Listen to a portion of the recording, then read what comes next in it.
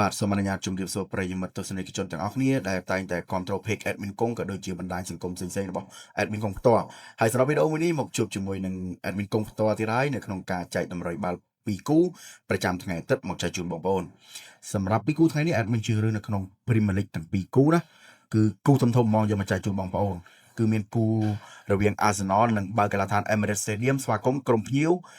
Crystal Palace ហើយចំណែកឯគូទី2វិញគឺក្រុម Aston Villa និងបើកាឡាដ្ឋាន Villa Park ស្វាគមន៍ក្រុមភ្ញៀវដែលកំពុងឡើងជើងដូចគ្នាគឺ Manchester City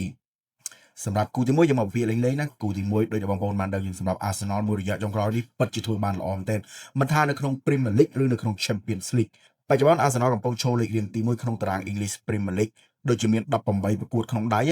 ហើយការប្រកួតកន្លងមកដូចអត់ទាន់ស្គាល់ពាក្យចាញ់ទេមួយរយៈចុងក្រោយនេះមានតែឈ្នះនិងស្មើហើយចំណែកឯក្រុម Crystal Palace វិញឆ្លងកាត់3ប្រកួតកន្លងមកបន្ទាប់ពីគ្រូបង្វឹក Crystal Palace ទទួលបាន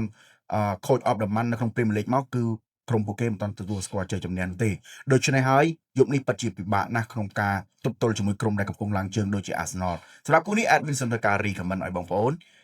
វីដេអូក៏ដូចជាស្នេហាគ្រប់ត្រូលទៅលើក្រុមកំភ្លើងធំ Arsenal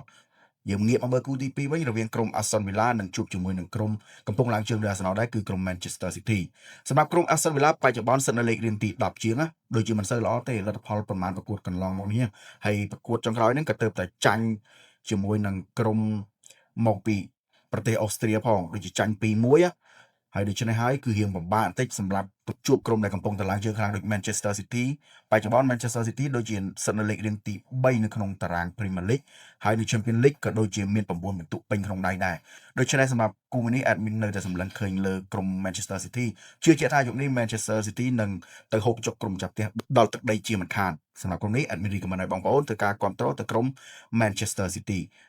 បញ្ជាក់ណាពីគូដែល admin ចែកបងប្អូនថ្ងៃនេះទី1ឲ្យ